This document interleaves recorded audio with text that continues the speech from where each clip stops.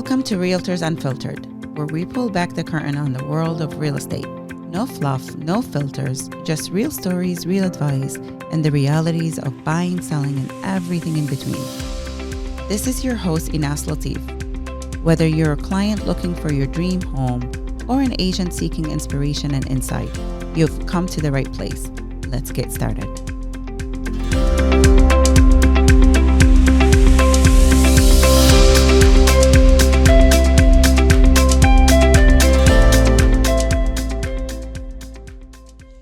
For being with us today. I'm Inas Latif with Hunt Real Estate, and I'm here with Beth Galmarini, one of my favorite guests on this podcast. Hi, Beth. How are you today? I'm doing wonderful. How are you? Good. Very good. I'm excited to learn more about some of your fun stories. But today, before we get started, I really wanted to ask you this question. You have mentored many new agents throughout the year. And since joining our team, you've mentored all of our team members as well. So you have seen many agents start in this career. Some make it, some not make it, some become really great. So the one question I really want you to share with us here today is, what's the reality of starting a real estate career? That's a good question. A lot of agents come in, and unfortunately, they've watched videos, YouTube videos, or the television show Selling Sunset. And they come in with expectations not really where they should be at. So this is not a 9-to-5 job. It's 7 days a week. A lot of deals happen on a Saturday night. And you are working with people and you're trying to manage their expectations as well. It's not a steady paycheck. You do not get paid until that deal closes. And it's a couple weeks after that deal closes, actually, that you do get paid. So a lot of times they come in and they're not understanding that you are going to go for a time period without being paid. You're going to work, you're going to do showings, you're going to write contracts, and you're not going to get paid until they actually sell their home or purchase a home, depending on if you're working with a buyer or seller. So it's managing the expectations. A lot of times they come in thinking it's just going to be super easy. They're going to put a sign out, and a day later they're going to put a sold sign up, and then they're going to have money in their bank account. And there's so much to learn. No deal is ever the same. I'm still learning every day. Every deal I do, I'm learning something. Because I feel the same way. Yeah, and it's constantly changing. Just when you think you have it figured out, it changes. So, and there's a lot of legal issues. You have to know your forms inside and out. You have to know, especially the forms, like it's a legal contract they're signing. So you have to be able to coach and guide and educate your buyer or seller so that they understand what they're doing. Right. And the reality is, usually real estate is one of the largest investments people make. So any little mistake could cause someone to have a huge loss. And we're responsible for that. So that's a huge responsibility that many people don't understand. Right. It's not a just simple fill in the blanks on a contract and have them sign it. You need to explain that contract to them. You need to explain what they're signing so that if there is an issue, they're aware of it. And a lot of times I've found agents that come in and they're just ready to go. And they don't want to be bothered reading our 13-page contract. Why? I just need to fill in the blanks. No, you need to understand what you're doing. Right. You need to understanding and be able to explain it and then be able to follow up on that transaction appropriately. If you don't understand it, you can't. Correct. And it's a confusing world. Right. We have confusing things, contracts. We have agency, which is a confusing concept to so many people, much less the public, which doesn't deal with this on a daily basis. There's just so much that you need to know in order to make yourself a good agent. And again, it comes down to expectations. It's not just getting your license and then sitting back and collecting money, because it doesn't work that way. Mm-hmm. So being a good agent is definitely important. And by a good agent doesn't mean you're selling 100 homes a year. It means that you're representing the client well and that you understand what you're doing and the importance and responsibility that you have towards your clients. But with that said, how do a new agent even begins? How do they even get their first deal or their first buyer or their first seller? A lot of times I've seen agents come in that maybe purchased a home and thought, oh, wow, this is really exciting. This is fun. I could do this. I could go show houses and this is great. So a lot of times we'll have agents that come that way. And a lot of times we have younger agents that come in and their parents might be getting ready to sell a house. So they get their license so they can sell their parents' house, which is great. But then after that, you got to get up and you have to hustle. I don't know how else to say it. You have to find your clients. You have to work with your clients, get them ready. They may not be ready. They may not be ready to buy for 6-9 months. So you need to keep in touch with them. You need to start it. It's like growing a flower. Like you need to keep working at it slowly but surely. It's not a fast process, and it takes a while. And it's different now than when I started. Okay, granted, we had electricity and I didn't ride a horse, but I started a while ago. But now everything's on the computer. I remember when Zillow came out, we were like, what the heck is that? Who's going to go on Zillow, right? Now we get text messages at 3 a.m. because people are up in the middle of the night looking at houses. Right. Or back when I started, you had to come into the office and open up a Rolodex, which had each listing printed out in it, and read through it. I can't even imagine that. It was crazy. People walked in the office and say, I saw 123 Maple for sale. What can you tell me about it? And you would go to this big Rolodex and open it up and then read the printout on it. Right. So it's very different now. But that's the joy of the business as well, is it's constantly changing. But I'm constantly learning. I know you are, because it's constantly changing. And that's something, again, managing expectations. Every deal is going to be different. You have so much to learn. Just doing one deal does not make you an expert real estate agent. So what would be your first advice to me if I'm a new agent and you're mentoring me and you're helping me understand the contract, understand the forms, and I'm eager to go out and get my first deal? How would you point me in the right direction? What should I be doing to gain my first client, gain my first deal? The dreaded cold calls. Mm-hmm. I hate cold calls. Who should I be calling? The people you know. Right. Our keyword is COI, our center of influence. And really, that's what you work. That's what I work on a continual basis after all these years. That's where the majority of my business comes from each year, is my center of influence, the people I know, whether it's friends, family, acquaintances, now clients of mine that I stay in constant contact with that will refer people to me. And that's the nature of this business. And you could pick up a lead off the internet, but they may not have loyalty to you. And they may not end up in your center of influence because you may never hear from them again. So it's really a matter of starting at the basic level, which is people you know, and letting them know that you're in real estate. Right. And we all know a lot of people. However, just because I have my real estate license, I shouldn't have the expectation of people reaching out to me for real estate, to your point. I need to be calling them. I need to be asking for the business. Ask and you shall receive, right? Yeah. Years ago when I started, my manager at the time used to make fun of me. He called me a secret agent. He's like, you're a secret agent. No one knows you sell real estate. How are you going to survive? Right. Because I would be like, I don't want to bother them. I don't want to tell them I sell real estate. I don't want to be that person. And I've learned over the years to naturally, organically bring it into the conversations. I don't lead with it, so I will admit I'm not one that walks in the room and everybody knows I sell real estate, but by the time I leave the room, they know I sell real estate.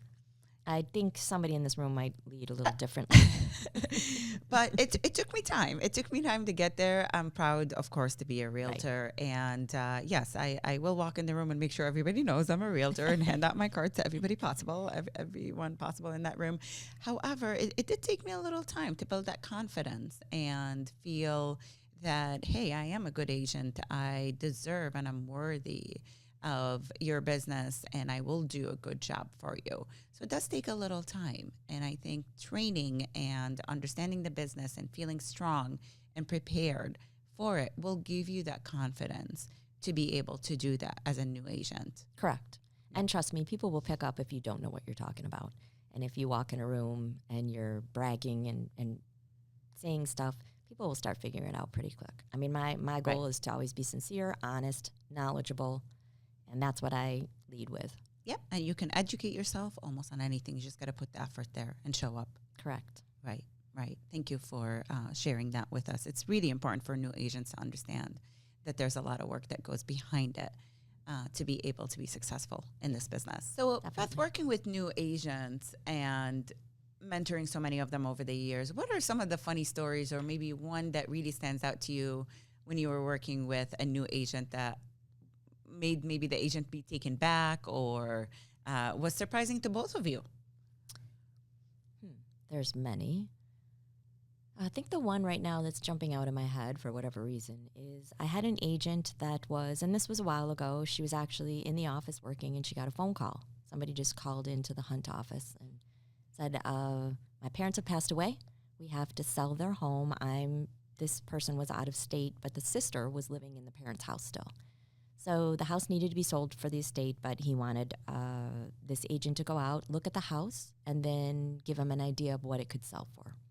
So she came to me all excited. This was a first opportunity for her.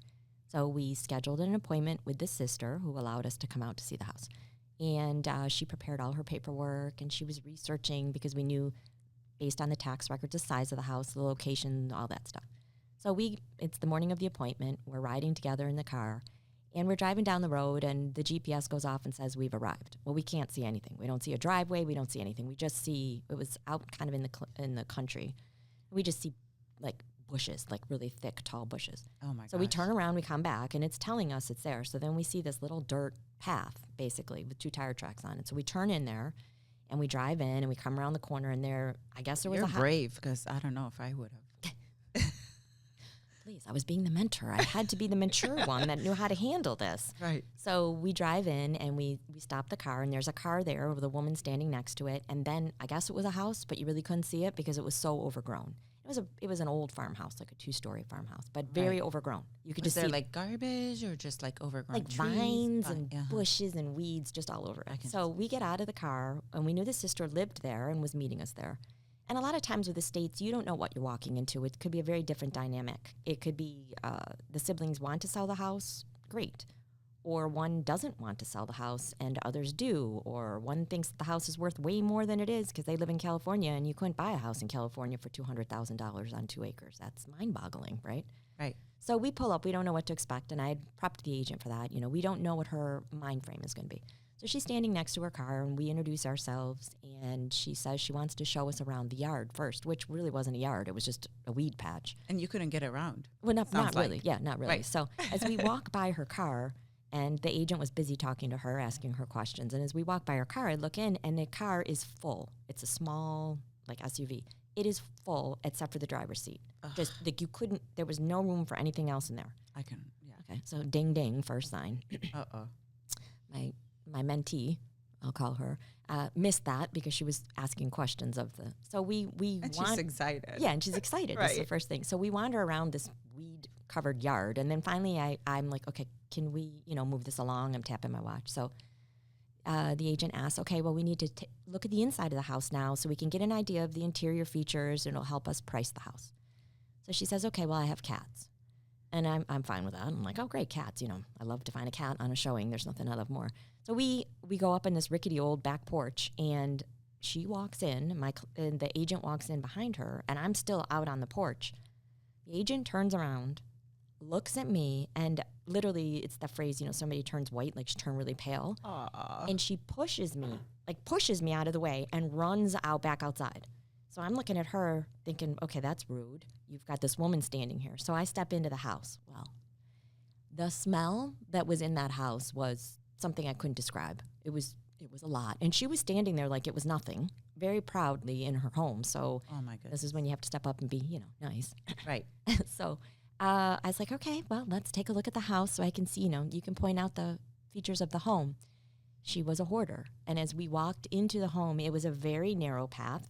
And on either side of me, floor to ceiling. Wait a minute. So did your new agent go back in with you? Oh, you? no, she was outside. She left me to do this. And, I'm one of these people. I'm like, well, I've come this far. We're here. I got up. I'm going in. I want to see what's going on here, right? You are brave. Yeah, well, and sometimes that gets me in trouble. Anyway, so I said, well, let's take a look at your home. And a hoarder, it's a situation.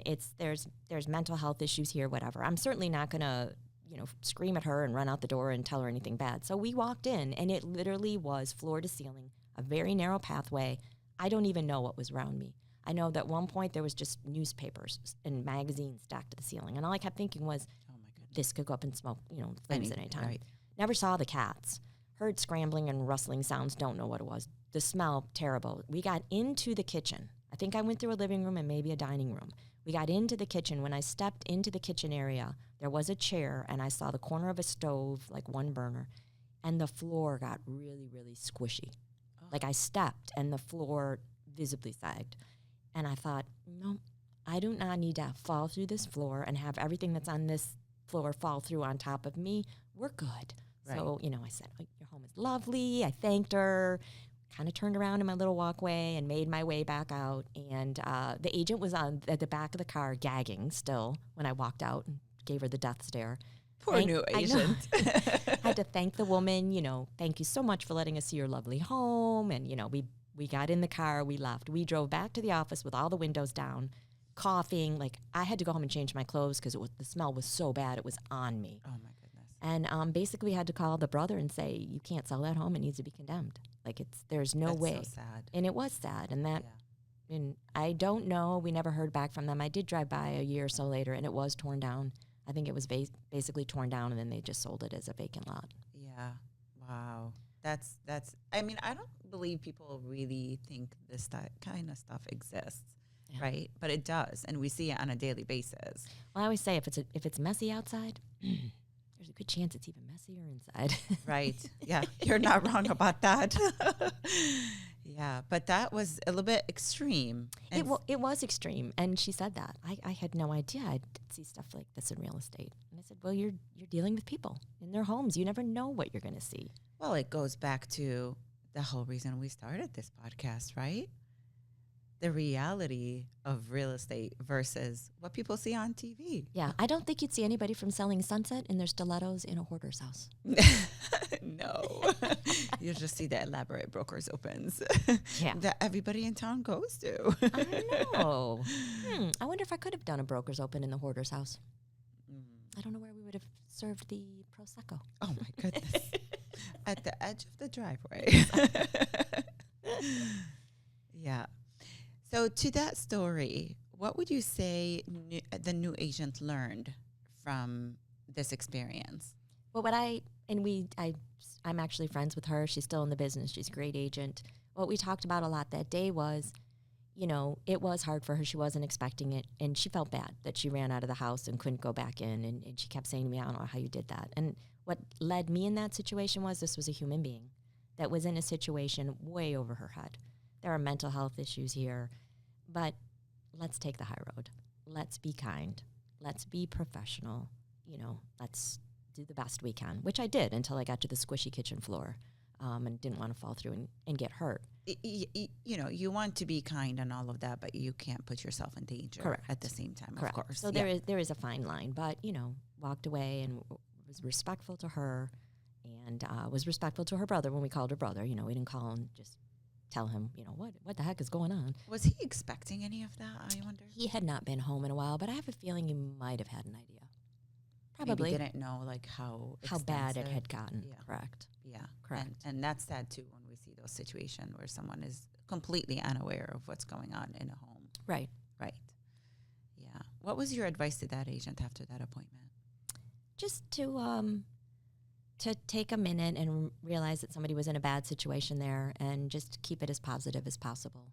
Because, again, you don't know. That person could be volatile. There are many things that could happen, and that's part of agent safety as well. You just read the room, know what's going on, be professional.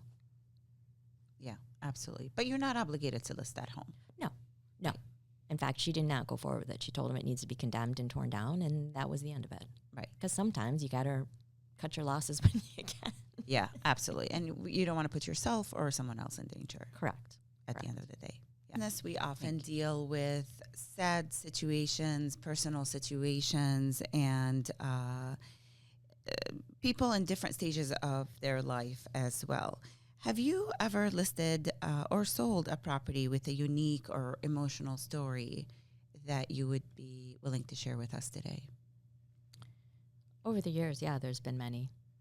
A lot of times when you're dealing with an estate, when the family's been there and were raised in the home, it was the home that their parents lived in their whole lives. There's always that letting go. Mm-hmm. Of course, there's divorce situations, which can be their own experience. Recently, I had one, which actually you were involved in it with me as well. And it was a woman whose it was her sister's home. And her sister had passed away. It was sad. It was very sad. It was very sad. Her sister sounds like an amazing woman. The stuff she told us about her and all that she accomplished. Very accomplished woman. Right. Loved to and travel. an art lover. Art lover. Yeah. But at least everything had clothes on. Very accomplished. Loved to travel. Had a great career. Was really neat. Sounded like a really neat woman. I wish I had been able to meet her. But she had us out. The sister had us out to see the home. It was a big home. And since the owner had been sick for a few years, the house had kind of fallen in disarray because she couldn't maintain it. Mm-hmm. And her sister did not live in the same state either. Right. She's on the West Coast. Right.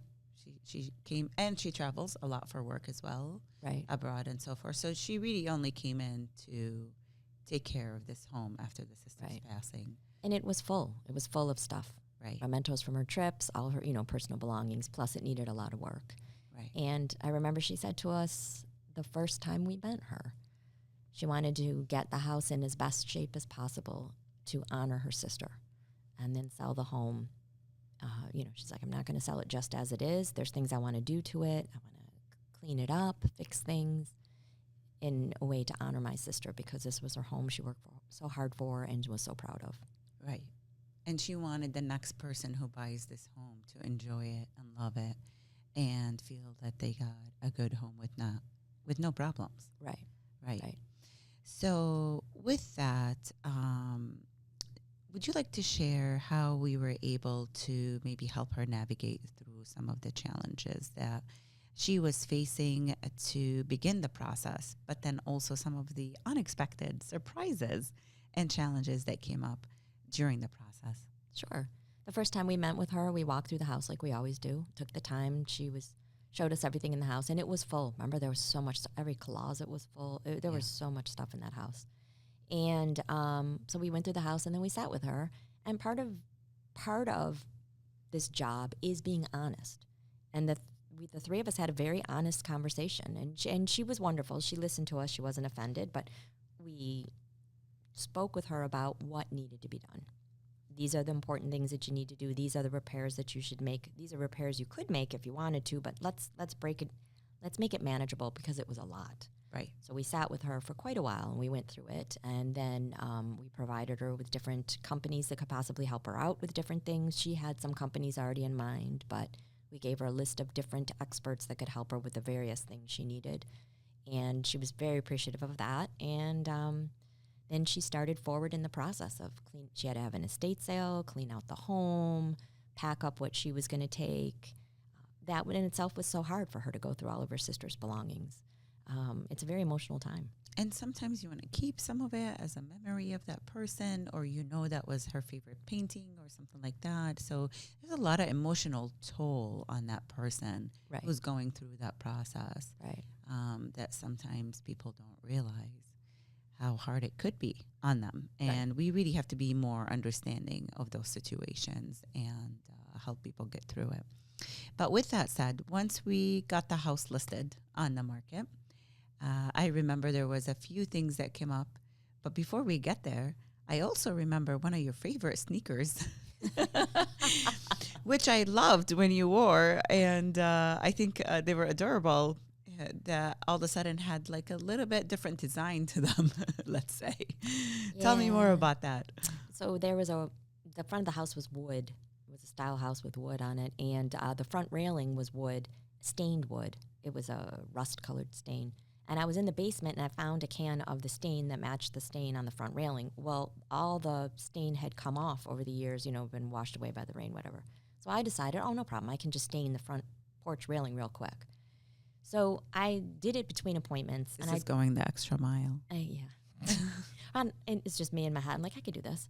So I ran between appointments. So I wasn't really dressed to be staining. Maybe painting, because if it's a latex paint, you can get it off. This was stain, keyword stain. And I brought a brush and some paper, and I spread it on the concrete, and I had the can, and I was being so careful and meticulous, and I was doing so good. And all of a sudden, I don't know, I got distracted, which is easy, shiny object. Squirrel. Yeah, off I was. And I don't know, I did something with the brush while dipping it in the stain. And when I went to get the excess stain off, I flicked it in a way that I now have this new stain completely across both sneakers.